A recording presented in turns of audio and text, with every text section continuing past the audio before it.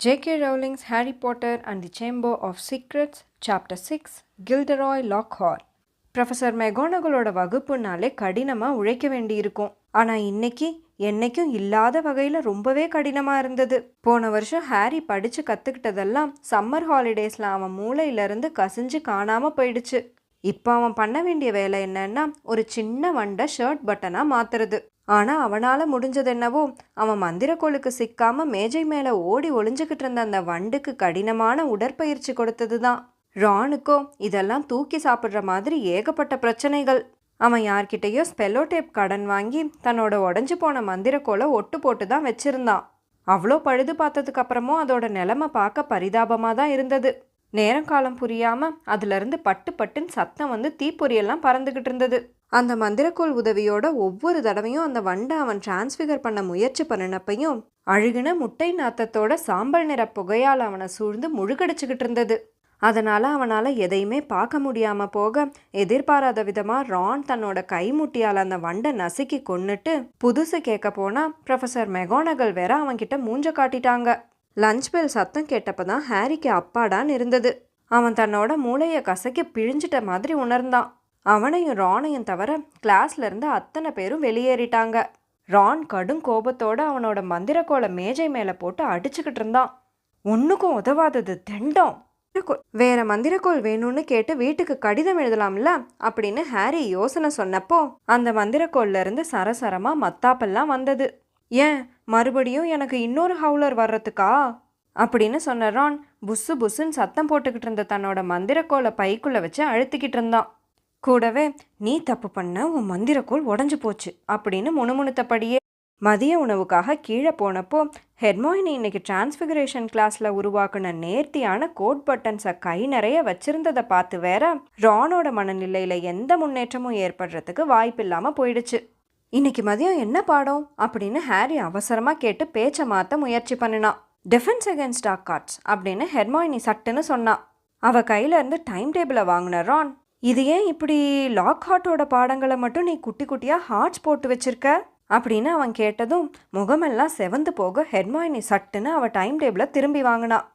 மதிய உணவு அருந்தி முடிச்சுட்டு வெளியே வந்தாங்க. மேகங்கள் சூழ்ந்திருந்த திறந்தவெளி முற்றத்துக்கு போனாங்க. ஹெர்மாயினி கல்படிக்கட்டில் உட்காந்து வாயேஜஸ் வித் வேம்பயர்ஸ் புக்கில் மூக்க புதைச்சபடி முழுகி போனான். ஹாரி ரானும் பல நிமிடங்களாக குவிட்டிச்சை பற்றி பேசிக்கிட்டு இருந்தாங்க. யாரோ தன்னை கூர்ந்து கவனிக்கிறாங்கன்னு தோணுனதும் ஹாரி நிமிந்து பார்த்தான். நேற்று ராத்திரி சாட்டிங் அப்போ பார்த்த ரொம்ப குட்டியான மொசு மொசு முடி பையன் ஹாரியை வச்ச கண்ணு வாங்காமல் பார்த்தபடி உறைஞ்சு போய் நின்னான். அவன் கையில் ஏதோ வச்சிருந்ததை பார்க்க சாதாரண மக்கள் கேமரா மாதிரி இருந்தது.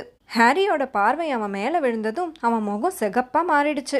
ஆல்ரைட் ஹாரி, நான் காலின் க்ரீவி அப்படின்னு சொன்னபடியே அந்த பையன் மூச்சு விடாமல் ரொம்ப கவனமாக முன்னோக்கி நடந்து வந்தான். நானும் கிரிஃபெண்டாரில் தான் இருக்கேன். உனக்கு சம்மதம்னா நான் ஒரு புகைப்படம் எடுத்துக்கலாமா அப்படின்னு கேட்டபடியே கையில் இருந்த கேமராவை நம்பிக்கையோடு உயர்த்தி பிடிச்சான். புகைப்படமா அப்படின்னு ஹாரி புரியாமல் கேட்டான். அப்போதானே உன்னை நான் சந்திச்சேன்னு நான் நிரூபிக்க முடியும் அப்படின்னு ரொம்ப ஆர்வமாக சொன்னபடியே காலின் க்ரீவி மேலும் முன்னோக்கி நடந்து வந்தான். உன்னை பற்றி எனக்கு எல்லாமே தெரியும், எல்லாரும் என்கிட்ட சொல்லியிருக்காங்க.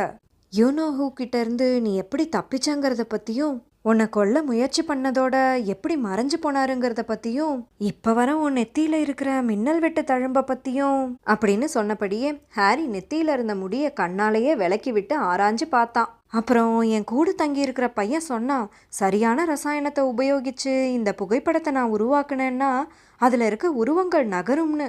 அதை சொன்னதும் காலினுக்கு உற்சாகத்தில் உடம்பெல்லாம் நடுங்குச்சு. இங்கே இருக்கிறது ரொம்ப அற்புதமாக இருக்குல்ல, இவ்வளோ நாள் நான் பண்ண வினோதமான விஷயங்களெல்லாம் மேஜிக் தான்னு ஹாக்வர்ட்ஸ்லேருந்து லெட்டர் வரதுக்கு முன்னாடி வர எனக்கு தெரியவே தெரியாது. என் அப்பா ஒரு பால்காரர், அவராலையும் இதை நம்பவே முடியலை. அதனால தான் நான் நிறைய புகைப்படங்கள் எடுத்து அவருக்காக நான் வீட்டுக்கு அனுப்ப போகிறேன்.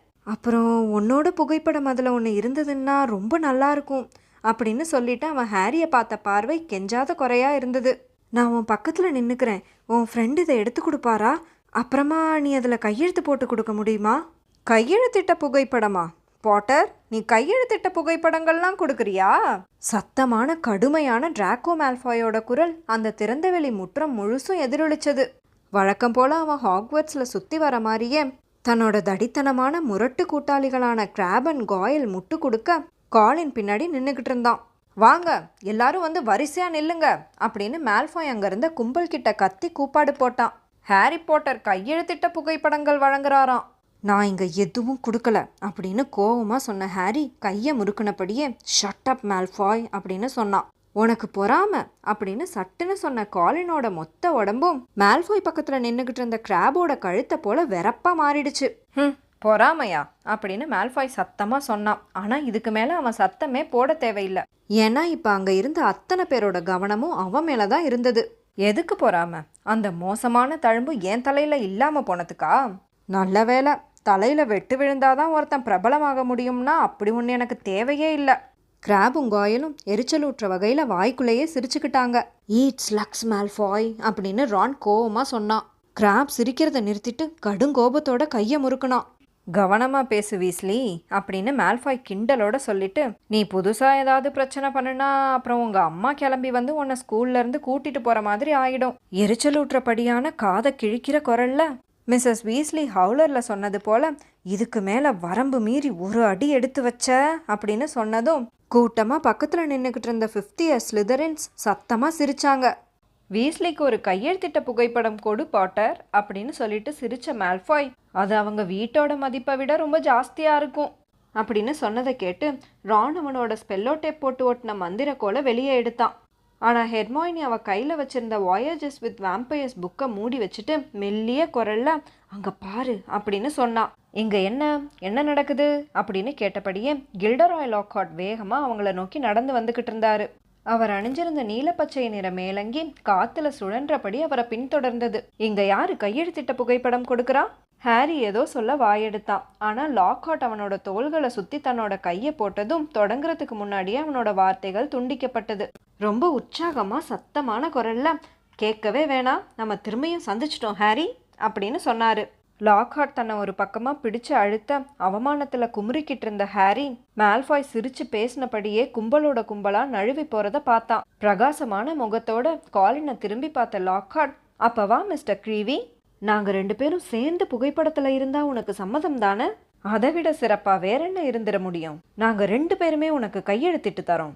தடுமாற்றத்தோட காலின் கேமராவை எடுத்து படம் பிடிச்ச கையோட மதிய வகுப்புகள் தொடங்குறதுக்கான அடையாளமா மணியோசை கேட்டது. அங்க இருந்த கூட்டத்தை பார்த்து, சரி எல்லாரும் கிளம்புங்க அப்படின்னு சொன்ன லாக்ஹார்ட் ஹாரி கூடவே சேர்ந்து கோட்டையை நோக்கி நடக்க ஆரம்பிச்சாரு.